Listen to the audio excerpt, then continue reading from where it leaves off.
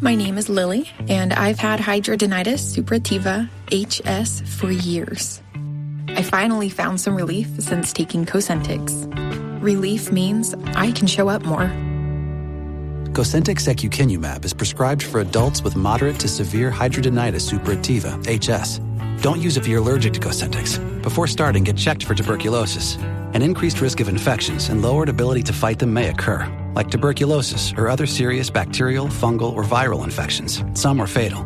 Tell your doctor if you have an infection or symptoms like fevers, sweats, chills, muscle aches, or cough, had a vaccine or plan to, or if inflammatory bowel disease symptoms develop or worsen. Serious allergic reactions and severe eczema-like skin reactions may occur. Learn more at 1-844-COSENTYX or Cosentyx.com.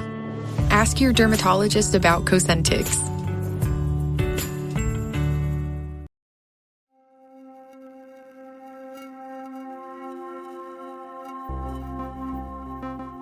You're listening to Me and Paranormal You with your host, Ryan Singer.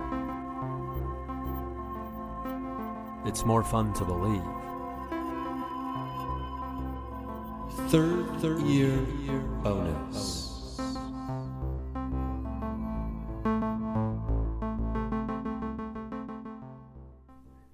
Welcome, everyone. How we doing? Welcome to a third year bonus of the podcast, Me and Paranormal You. This is your buddy Ryan Singer. You can hear me anywhere you get your podcast. You can also see me on Spotify. If you watch podcasts on Spotify, you can do that. I'm doing video on every episode now. Hell or high water, we're going to do that. And now, I didn't even ask Nigel if he's okay with that. I'll have to look. I'm looking over to the control booth. I'm not getting an indication. Nigel is the producer of the podcast. Longtime producer of the podcast, Nigel. Anyway, welcome. This is a paranormal podcast. I am a stand-up comedian. I have been for over 20 years, professionally touring for over 15. We get a little weird and wild and wacky over here sometimes. This is a solo episode. That's what a third year bonus is. The experiences are interviews with guests, in case you are new to the show and don't know the difference between these two. Oftentimes, I will put out 2 episodes a week, an interview and a solo, depending on what's going on in my life, etc. I want to discuss a little bit about Journeys Out of the Body with Robert Monroe, also the second book in the trilogy that he has written about out-of-body experiences and his investigation, his studies, his experimentation, and just his overall in general, I was combining those 2 words, I believe, experience with out-of-body experiences. That I think by the second book, he's talking about he's kind of comfortable with the astral travel phrase, which, hey, I mean, what a hero's journey we've been on. So we're going to talk about astral travel. And the reason we're going to do that today is because I'm progressing through the second book, which is a very fascinating, interesting book. I highly recommend these books. I'm also doing the Gateway Voyage meditation program. I'm a little juiced up right now because I had a good exercise. My allergies are getting me jacked and juiced. I'm hopped up on Flonase. So I think it's a steroid. I don't know. So I could just be jacked and juiced. I should go to the gym on Flonase. Like, what are you doing? I'm using Flonase before I go to the gym. I'm going to have the most muscular nose in the world. So if I get a little cloggy, that's what it is. It's just super bloom. The super bloom. The super bloom.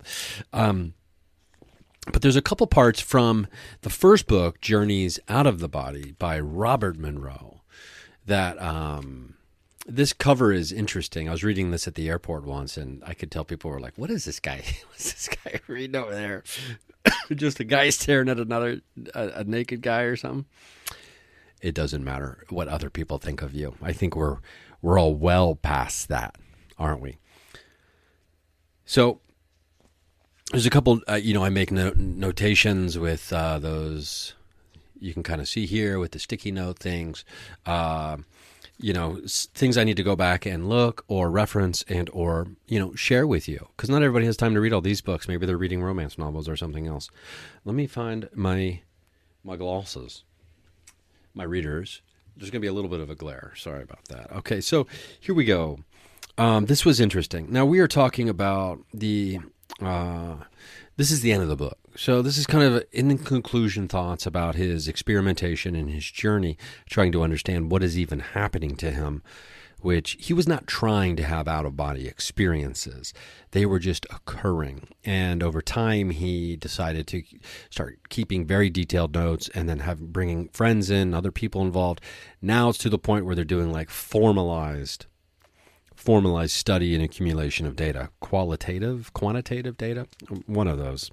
I'm not a sociologist. So, premise. Now, this is from page 273. Premise, the existence of a contradiction. Now, I believe this is interesting, and I think it's going to be timely, and will help set up a discussion here today of our mind and our consciousness, and we'll see where it takes us. Because honestly, I don't quite know yet as I'm reading this, but I do have some things I want to discuss. The existence of a contradiction. I'll get to it. We share with animals and all living things a common prime command. Going back to the moment of conception, it supersedes any other instinct. The command, indelibly etched in our being, is survive. It was in all caps with an exclamation point, so I emphasized it when I read it. I hope that's okay with you. It was this dynamic that created the fear barrier, which had to be overcome before willful separation could take place. For an out-of-body experience was very much like death, which might be called the ultimate failure to comply with the command. To satisfy the survival drive, we eat. We often eat compulsively because it is one way to respond to the prime command when threatened with something other than starvation. We translate the command into the accumulation and defense of material possessions. The drive to reproduce answers the command in another manner. Any danger to the ego calls forth the automatic mechanisms of defense or denial. The familiar fight or flight is the physical reaction to the survival imprint. Survival as the prime command means avoidance of death by whatever method available. The contradiction is that the principal idealistic notions of man, the noble virtues, the great acts, all have as their base the denial and or rejection of this prime command. The man who gives to another his bread, who provides for his family at the cost of early death, and who gives himself to community and country without direct benefit, who deliberately endangers and possibly sacrifices his life for others, has done the right thing. Therefore, doing the right thing, the human act most respected, the most godlike by our standards, is in direct violation of God's prime command to all nature. Moreover, to compound the contradiction, it is impossible to achieve the second state without subjugation and or subordination of the survival drive in its most basic forms. DNA, somehow you have the wires crossed. From these fundamentals, 1,000 secondary premises come to the surface like bubbles rising from the primordial mass below the organic rubble on the ocean floor. Through layer upon layer of sedimentary misconception, they seep upward into the light. It is better to burn the evidence. Or is it better to burn the evidence, to ignore it? Or, with all of the existing potentials, to try to widen the doorway? With the latter comes this probability. In the year 2025, a boy in Locale 1 pushes a button on a device much like a portable radio. I perceive the signal and turn my attention to him. "Hi there, son." I greet him warmly, and my great-great-grandchild smiles in recognition. Now, I don't know if that brought you chills. I just want to clarify. He says the year 2025, right? And what a beautifully whimsical and, emotional way to end this book on out-of-body experiences. This book was first written, it was reissued, 1972. 53 years later, he was theorizing that a boy with a device that somehow resembled a portable radio would push a button and that would grab his attention, and it would be his great-great-grandchild. Does that sound familiar to you? I believe it probably does. If you're listening to a paranormal podcast, now, the definition of paranormal can be argued and disputed by some people who may listen to this program and be like, this guy is just a man of 16 different personalities having conversations about disclosure sometimes, and then sometimes ghosts, sometimes Bigfoot, sometimes others, or sometimes Freemasons. We get it. We're not here to discuss it or debate that issue here today, tonight, this afternoon, this morning, whatever time it is, wherever you choose to obey the laws of time. Now, he's talking about an ITC device. He's talking about a ghost box. He's talking about an SB7. He's talking about a prism, maybe. He's talking about any of these Why am I struggling now? Instrumental transcommunication devices, ITC devices. These technological devices that ITC researchers and paranormal researchers / investigators have been using for years to try and give entities, spirits, ghosts, even aliens and or other creatures, beings, a voice in our physical realm where they may not have a voice already. Not everything can do a disembodied voice. I was going to say disemboweled. That would even be worse. But I don't think we want our disembowel. We don't want to give voice to the disemboweled parts of ourselves. That would be a grotesque sound. Now, if you've seen Braveheart, you know what I mean. So he's talking about an ITC device. And he's talking about this in 1972. This is 53 years ago, and he wrote 2025. Immediately upon reading this, I took a snapshot of this page at the end of the book, and I sent it to my dear friend Matthew Jackson of Paraholics, of Obscuravox, of Prism experimentation fame with our good friend Joshua Sean, who I believe has created.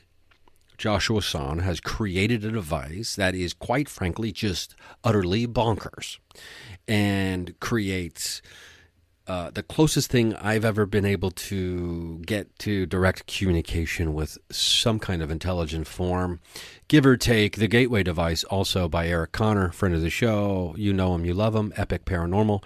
The Gateway device he makes is also just straight up Bonk City, USA population Gateway device. So between these two devices is Robert Monroe talking about an ITC device. He clearly is. He says a device that resembles a radio. How more on the nose can you get? Now, there are two different ways to interpret this passage from his book. I'm going to go with the way...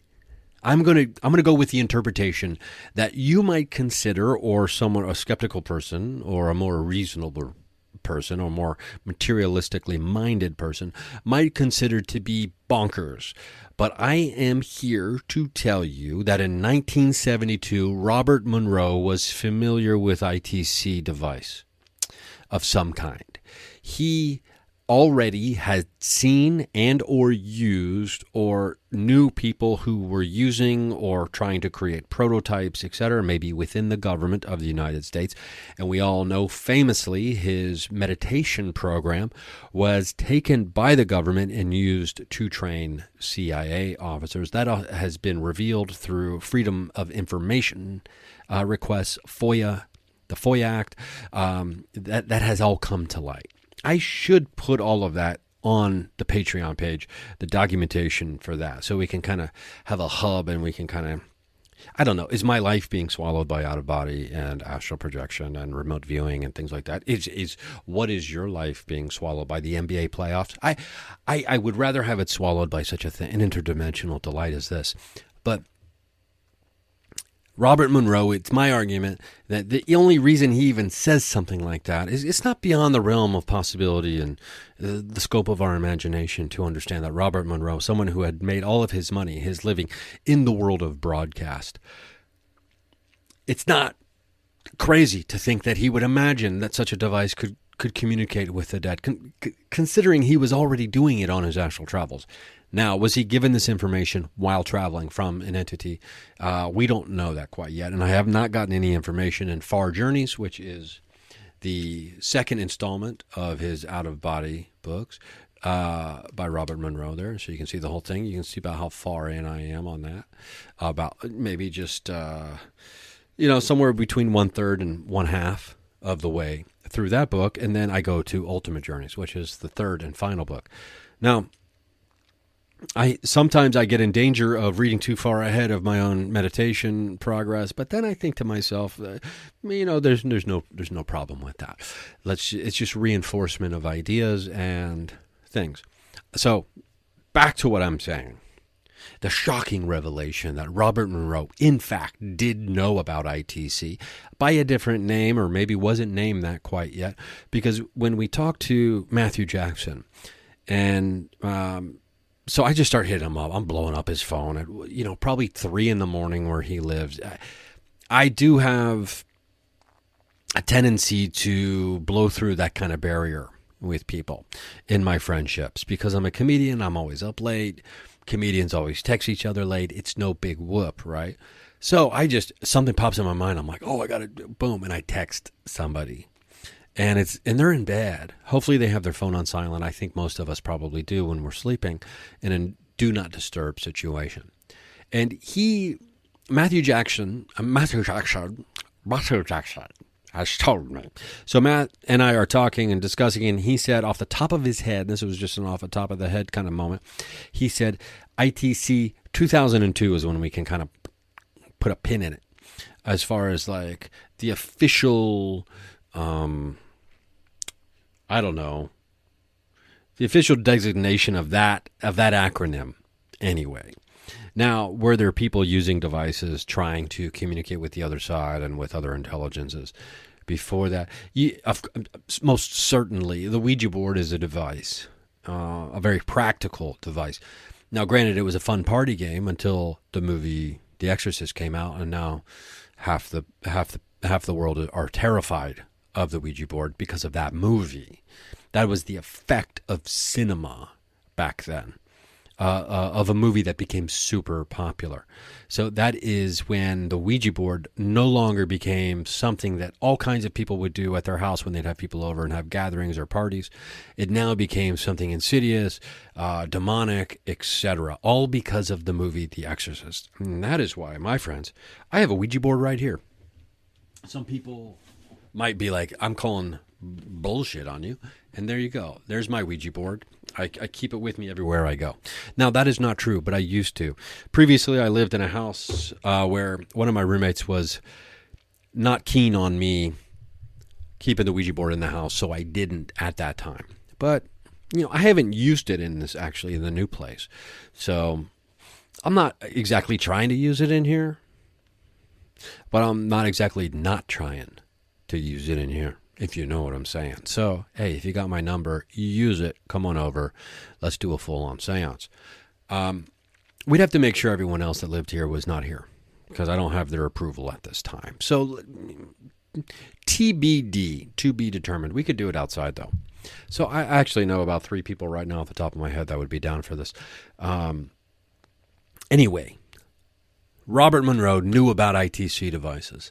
That is my guess. Even though he worked on broadcast and with radio, dials and gadgets and devices and things like that, and they were using frequencies in their experimentation with out of body, and that is how he developed the hemisync technology, which is the hemisphere synchronization to help your brain, transfer into whether it's delta or theta or beta, all the different wavelength states or the states of brain. I'm saying that like someone who's not a scientist, to better facilitate deep meditation and or out-of-body experience, astral projection, remote viewing, etc. Even sleep, right? or even the release of anxiety to help us calm down. Now, our buddy Dr. Jeff Tarrant, also who works in this field of brainwave measurement and identification and theorization, I suppose. You may have heard him on the telepathy tapes, or you may have heard him on this podcast going back to 2 years ago now, or longer. He has talked about these goggles. Now, there are brainwave entrainment goggles that are a series of flashing lights that have the effect of putting your brain into a certain state. Now, these programs that you can have on these goggles, eyes closed, by the way, when you use them. I have used them and kept my eyes open because I'm a maniac. Because I'm just a full-on maniac. Eyes closed if you do the brainwave entrainment goggles. Now, what's fascinating is you can use these potentially to get into better states for CE5 or ghost communication, et cetera, which is, there's just so much fun to be had. If I win the Powerball, which I won't play because I think it's $5 a ticket now, or the Mega Millions is $5 a ticket now, which seems crazy. They don't want people to play anymore. I don't understand how that happened. And I mean, $2, $3 for the kicker was already extreme in my opinion. And so I don't know. It's the way for us poors to feel like we have a chance. And now they're making that even more difficult. So that is America 2025 for you. No surprise as far as I'm concerned. They put a tariff on our Mega Millions, basically. I hear the music. That means we got to take a break. We're going to be right back. Patreon.com/Ryan Singer. $3 a month gets you no commercials ever. When we get back, we're going to tell more secrets about Robert Monroe knowing about ITC 50 years ago. And by that, I mean we're just speculating, completely speculating.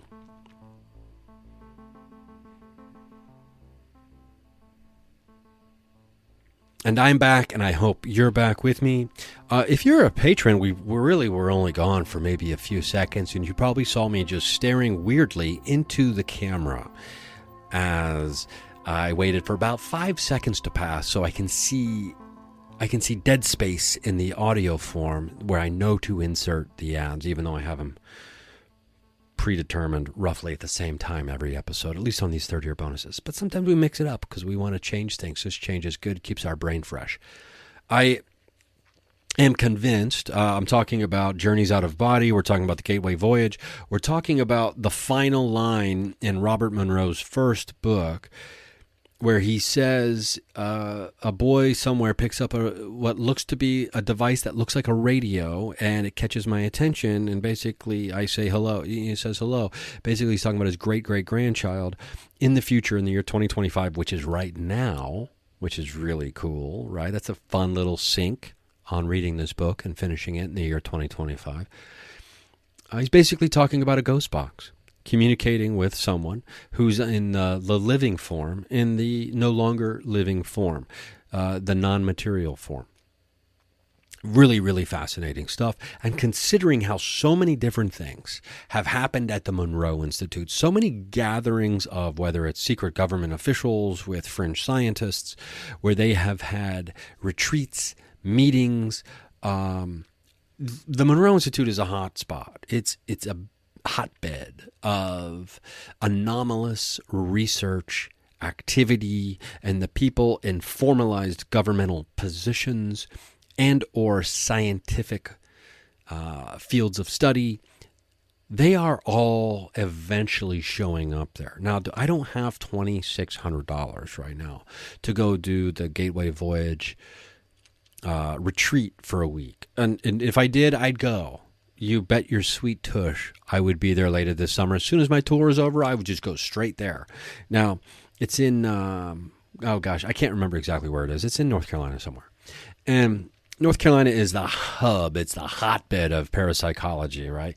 Because of Duke, NC State currently had someone running an anomalous DNA research program that was free of charge, that they would take your samples free of charge, and I believe they'd just be funneled straight to the government, but that's just my own personal opinion. I don't have any evidence on that. But why is everybody in the Bigfoot field or the cryptid research field all of a sudden being like, oh, they'll do it for free, so if you get cool DNA, just send it over here? It's not a coincidence, right? That doesn't mean that they're not interested in it. I'm sure they are. And I'm not saying they're using this DNA to create some kind of monster army, right? It doesn't mean it's a nefarious situation happening. But it doesn't take a rocket scientist, literally, to figure out what's happening. When you're getting government money, your results and all your testing is at the, when it's at the leisure of the government will do and take that. Now, I don't want to say government is a bad word, because as a super lefty, I don't think government is inherently bad. It's not. In fact, government provides services that are needed. And as someone who lives in the great state of California, the beautiful state of California, the Golden State, I am happy to pay a little more in taxes so that people have access to social services. That's to me, in my opinion, that's part of being a person who cares for other people outside of themselves. It's one of the things you can just kind of do without having to do anything, because taxes will be taken out. Do you make enough money to pay taxes? That's a question. Or do you make so much money you don't have to pay taxes? That's another question. Tax the billionaires, all of our problems go away. So anyway, Robert Monroe knows about ITC devices. I am convinced at this point, or at the very least, he is speculating about a future of an ITC world. Now, what that tells me is something very important. That he seemingly believes this is possible. Why is that important? When the person who is at the forefront of out-of-body experiences and communicating with entities in the non-material plane, when he is ending his book, it's not just a throwaway line at the end of a book to be cutesy. In my opinion, he's a scientifically minded kind of guy. He's talking about how we are much more than our material selves, right? So he's a complicated individual. While he is very idealistic, meaning consciousness is everything kind of vibe, right? While he has that energy about him and belief system, he also has the physical trappings of materialism, where he wants to prove, accumulate data, measure, experiment, log, all that. He's got that materialistic practicality about him. Meanwhile, simultaneously, being an idealist, head in the clouds kind of guy, astral travel is real. We can be multiple seemingly conflicting things simultaneously without them truly conflicting with one another. I think that duality of the world, where it's A versus B as opposed to A plus B or A even equals B, making C, that can be troubling when we get trapped in such a dualistic mindset.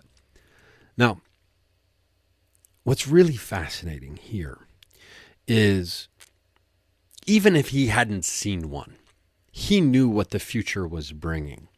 And people who are on the inside of this futuristic research, because I don't have the brain capacity to lay all this down right now in a formalized way, and if you're watching the video, you can see I'm like thinking super hard right now. I'm gonna use a technique from the Gateway Voyage. Put all your fingers on your forehead and from your right hand, and you'll remember anything you want to remember. So, if you look at the timeline of events here, this book is published in 1972. He is referencing detailed notes and journal entries from the late 50s through the 60s. The book is published in 72, so he's not a writer. He's been writing it for a few years. This is my guess. And he's got an editor involved, all these things. The book writing process from first draft to published version that you can have in your hands right now, I'm going to say was a 4-year process. That is my guess. That's just a guess, okay? Because even people who write for a living, takes them longer to put a book together. And this is dense. It's a dense book, especially for someone who is not a writer by trade and has a life that they're doing and leading as like the president, or being in charge of a company, meanwhile conducting all of this secondary fringe science research on out-of-body experiences. Now throw on top of that writing a book. 4 years, I'm going to say 5 years. It takes him 5 years to write this book. So what we have in the world of the paranormal is we are roughly 20 years outside of Roswell, right? Roswell's 47, if I'm not mistaken. So we're 20 years after post-Roswell. We're 20 years post-Roswell when Monroe sits down to write this book. Monroe has friends in certain places in science. He's traveling to, which we decoded. It wasn't very hard to decode, okay. It's not like the Hardy Boys are on the case over here.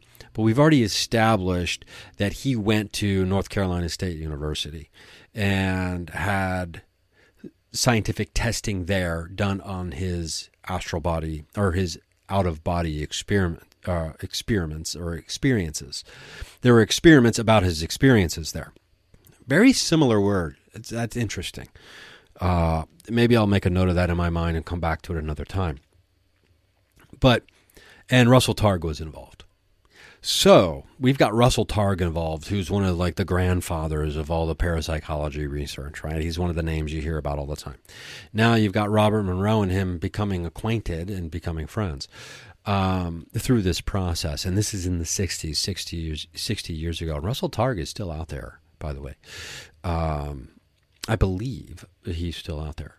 I hope I'm not misspeaking on that. Apologies if I am. He's still out there regardless of whether he's here in physical form or not. But and he knew that. He knows that because of the research and the study he did. Now, what's interesting, Targ and Hal Puthoff were together, and in the remote viewing, they wrote a book called Mind Race. Basically, it's, playing the words arms race. When between the U.S. and Russia trying to develop remote viewing, the arsenal, the weaponry of the mind, right? And so they were in charge of that, program for the CIA. Now, I believe it was Targ. I've got that book in here somewhere, or maybe I got rid of it. I don't know. You can only have so many books. So, 20 years post-Roswell, Monroe starts doing this. He starts collecting let's face it, a very interesting tribe of scientists and friends along the way who are interested in astral projection, which, he's teaching you remote viewing in the guided meditation program. So there needs to be the movie on this guy.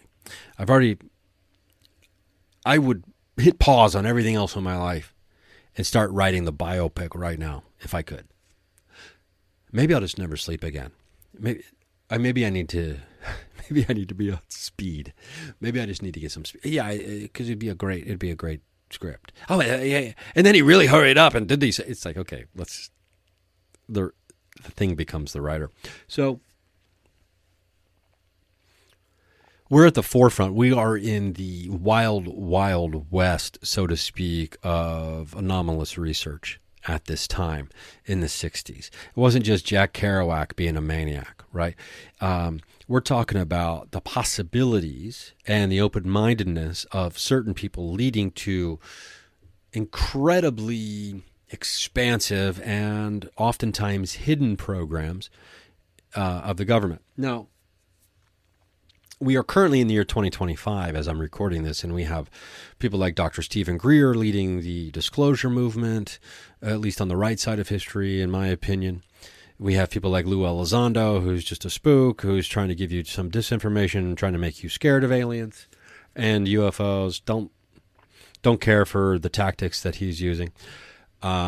We have all kinds of people in the world, right, telling you what's what, what's real, who's this, who's that, what is happening.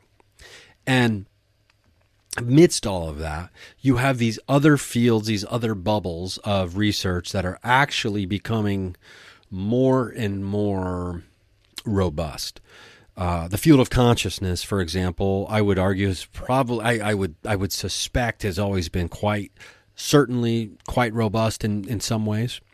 But now you have Bigelow, who has his own institute dedicated to studying consciousness, and where they are basically farming scientists and psychics to, show research. And I think they're farming psychics, actually. I think they're farming the really good psychics that can see future events. I think they're up to that. I'm not trying to be a conspiracy guy, right? But why wouldn't you? Why wouldn't you want to just be in touch with all of the most powerful psychics, right? So, I mean, I have some friends who I'm certainly not going to be surprised when they try to farm them because of their psychic prowess. So, basically what I'm saying here is you have the out-of-body, the astral projection, the remote viewing kind of in one world. You have all the psychics, then you have all the UFOs, you have the ITCers, the researchers in communications and frequencies and energies. Can we crack certain codes? Are we close to having a multidisciplinary approach to understanding the language of the dead, for lack of a better term, the non-physical, or the other dimensional realms and entities and or beings, creatures / things that live there through techniques such as enhanced and further developed telepathy? I think the answer is probably yes. And consciousness is at the center of all of this. And all these are just kind of nodules on, the conscious, like, where do you want, if consciousness was a knob, which click are you clicking to, right? Or which notch are you clicking over to?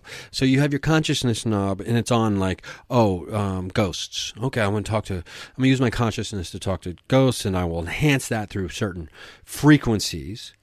Click over to interdimensional beings or entities, right? Because as Greer has revealed in one of his podcast episodes talking about scientists in a lab who they hit the right frequency and it's like they were interdimensionally fishing, and an entity that looked like it came from the fifth ring of hell, as he described it, showed up in the lab and started running around.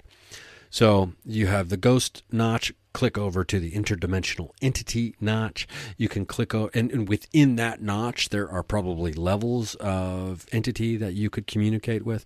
And we theorize, and Matthew Jackson and Joshua Shawn and their work together, and we've talked about this on this program a little bit, seemingly like maybe the higher frequency, the higher intelligence, or the more knowledgeable, or the encompassing knowledge that an entity might potentially have. And they were further in the background in the early days on Prism, and we really wanted those voices to come through for us in a more prominent and clear and loud way. And they have been working diligently on Prism to try to ensure that, or to try to make that very thing happen. So then you have the other notch, click. Let's click over to aliens, which also could be some crossover into interdimensional, but also could be in this dimension, in this realm.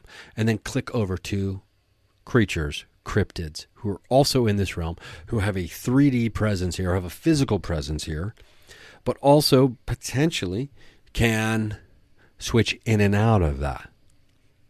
So you have the conscious, and then then the consciousness knob can go to, according to Robert Monroe in an interview, talking about the out-of-body experiences and all the things he'd learned over his lifetime, that some of these spirit guides, some of these angels, some of these people that we feel like are guiding us, or or are there watching us, protecting us, helping us in some way, are just versions of us from past lives.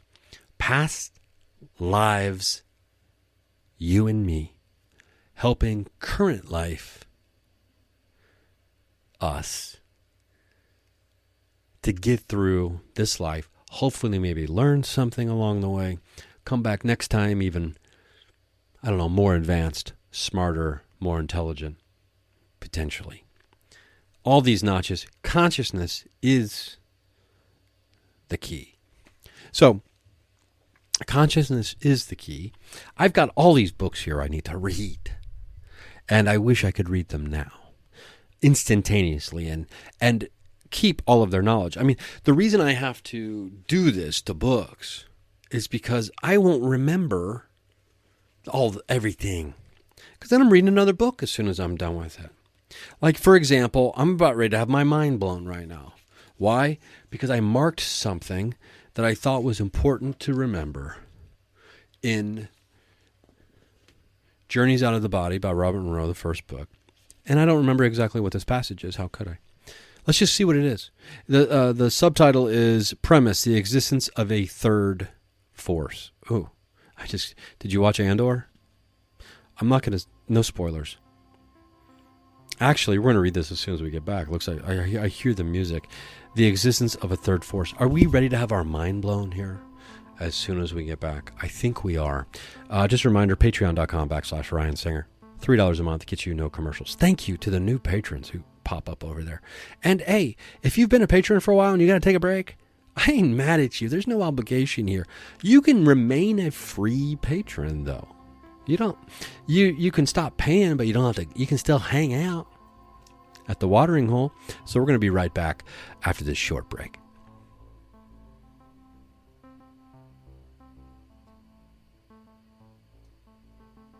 And we're back.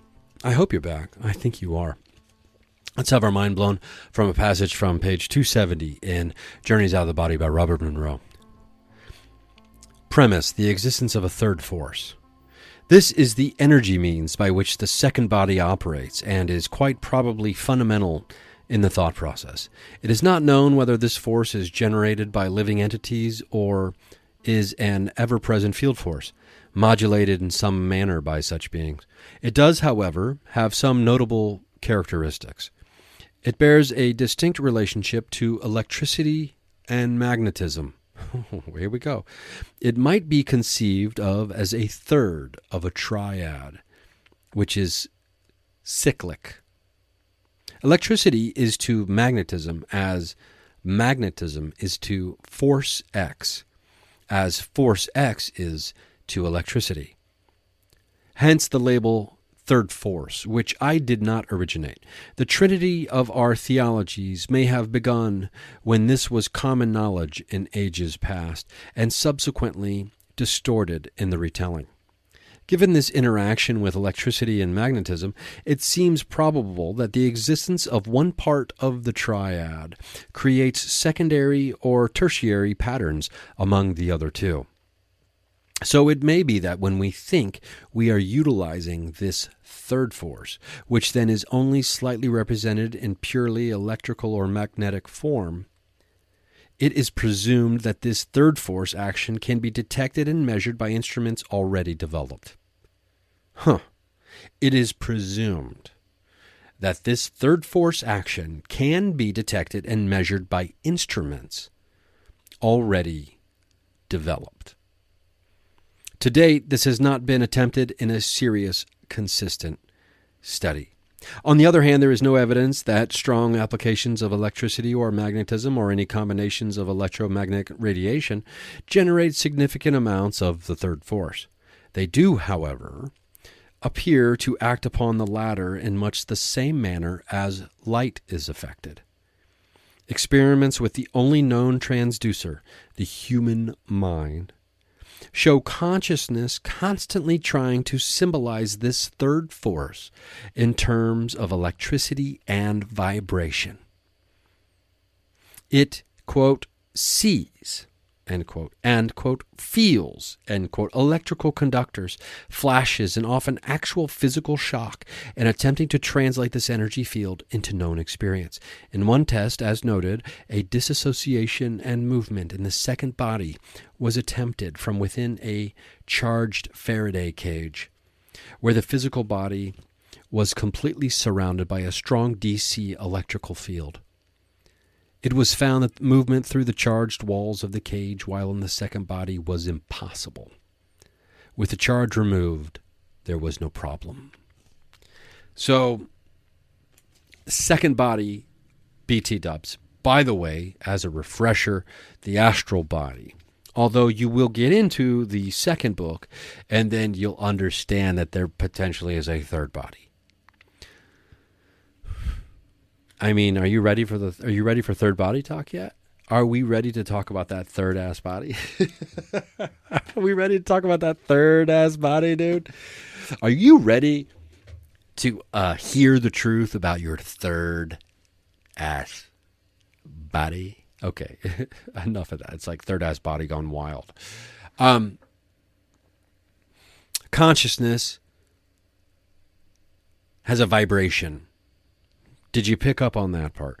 There's an interesting sensation that can happen, and you are instructed to reach a place where it does happen in your out-of-body, I don't know, program, whatever you want to call it. You can feel a sensation. I believe it was a few weeks ago on this very show, I'm talking about how one time doing a meditation while lying in bed, I felt like one of those giant magnets from a junkyard or a place where they crush cars and, you know, I felt like there was one of those on top of, that was floating above me while I lay on my bed, while I was in the prone position on my bed, while I laid there. And it felt like I was goosebumps incarnate, right? I believe was the phrase that we came up with over here for that. So, yeah, and then, you know, I don't know. It's all pretty fascinating. When you look at the timelines of events, when, you know, let's just go back to Roswell as a de facto, even though stuff was happening before then and research and study had been occurring before Roswell. But that's the big one. That's the big signpost that most people will understand, 1947. And then, we're 80 years away from that now, almost, in a couple of years, in a year and a half. So, and that's a long time, okay, when it comes to the history of technology, etc., especially if you look at the last 80 years and you see the jumps that have been made, you start to be like, oh, this is very curious. This is interesting.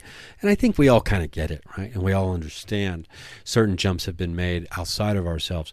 And there's even, bad guys have even admitted it in the past. Like there was a Nazi guy who even admitted, like, oh, we got some of this technology from them. It was the word I believe he used. Non-human entity of some kind. Somehow they got information, which makes you wonder, why are the aliens helping out the bad guys? Like this is not how this should be playing out. Can that person be believed? I don't know. Make your own choices on that, I suppose. But, there's this idea that if we're all on the same page, we can get through anything. And I'm on board with that. And I believe that the rise of awareness of spirituality, of people taking the wheel, people taking their own wheel, like, hey, Jesus, you've been driving for a while and it led us to colonialism. Maybe I'll steer this vehicle into a different direction. It's not Jesus' fault that all these people who follow him are complete pieces of shit, right? It's not his fault that happened. But, especially in this country, all these Christian fascists trying to ruin this, what was once a still unfair country, but even making it even worse. That's not what this show's about. We can overcome, and we will overcome, and I truly do believe that. And I believe the rise in people taking control of their own spiritual path and, seeking out information. It has both extremes. It has the really good and has the really bad. Now people don't believe anything. There's people out there who won't believe anything about science. I'm a hardcore idealist, and I'm still over here. I just got a tetanus shot a couple of days ago, 2 days ago. Like, I still get vaccines. I still believe in the efficacy of medicine. And I don't believe everything is a conspiracy to try to turn me into some kind of, mindless sheep of some kind. But having out-of-body experiences and having deep meditations, finding the time to do that can be difficult for a lot of people. And I think that's the rub here. Can you find the time to empower yourself? It can be difficult to find the time to empower oneself. Now, do we sit around and wait for something to jolt us? I don't know, like a spontaneous paranormal experience, an SPE, which we love over here, a spontaneous spiritual awakening, an SSA. I'm actually doing a show tomorrow night at the Philosophical Research Society that Manly P. Hall started, and his 2 chairs are still there. Every time I sit in them, I told you, I just get so jacked up. Anyway, I will be one of the presenting storytellers for SpectreVision's monthly curated program. They're doing epiphanies, like if you've ever had a kind of spiritual awakening or something that has transformed your life. And I'll be telling the story of I'll be telling some variation of the story of, when I witnessed an ex-girlfriend of mine shapeshift and morph on multiple occasions, and the effect and the domino effect it's had on my life ever since. As far as an epiphany, an awakening moment, sure, it definitely qualifies as that.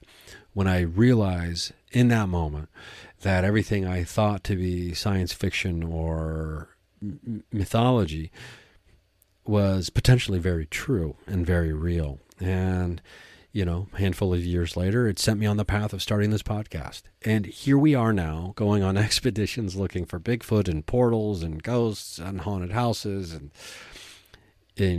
just a love of esotericism that has deepened in such a profound way for me. And it's fundamentally changed me as a person. I can say that. I'm much more of a weirdo to people who used to know me. Who used to know me? Who used to know me?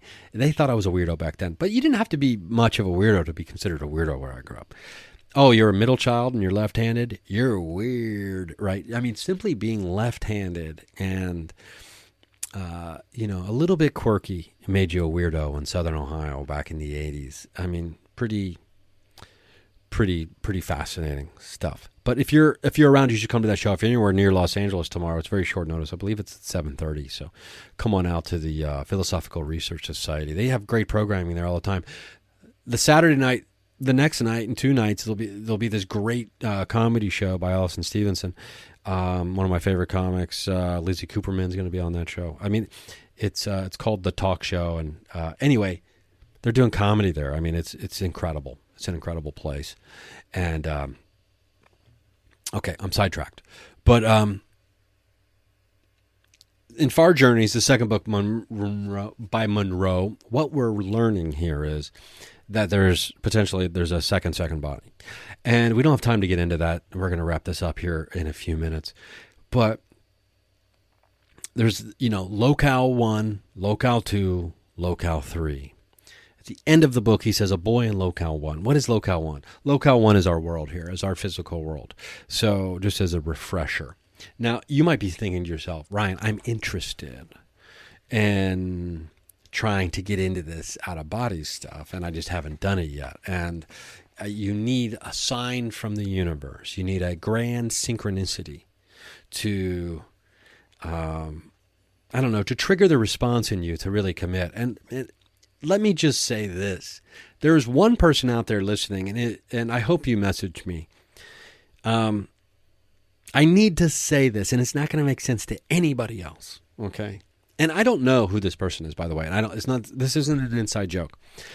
I just know that this phrase, or what I'm about to say, will be the synchronicity you need to start looking into and seriously considering a meditation program that will lead you to astral projection and out-of-body experiences.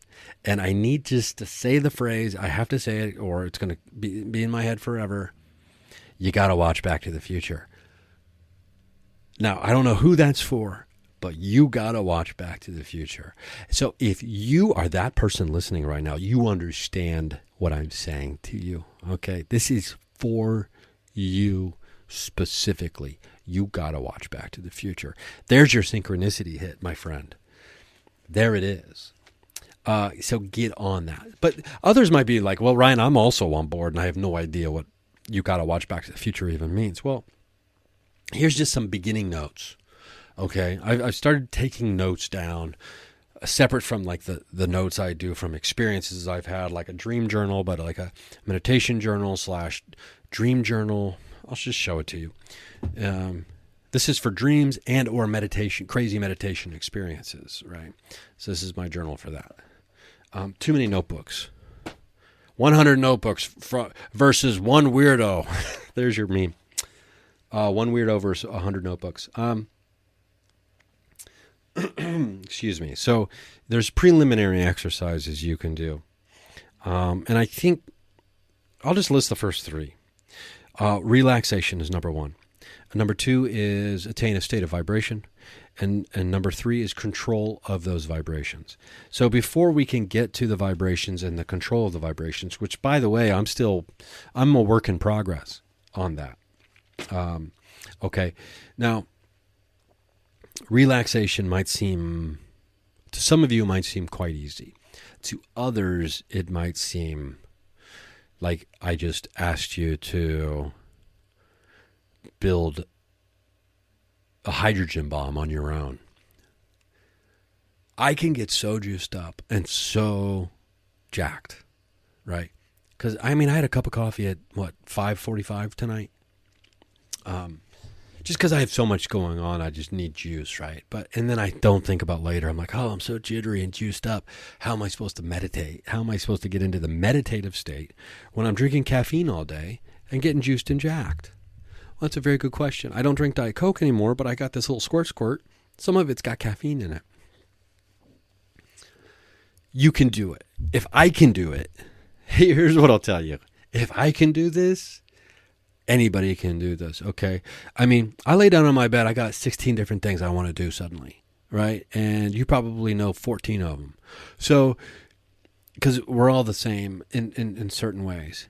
But relaxation is the key. So do some box breathing. 4 seconds in, hold for 4, exhale for 4, nothing for 4, inhale for 4, hold for 4, exhale for 4, nothing for 4. See if that works. Put on some chill tunes. Some very relaxating music. Like, watch this. Hey, Alexa, play meditation music, volume 5. Never mind. If you're listening, I forgot that I don't call my Alexa. Hey, Ziggy, play meditation music, volume 5.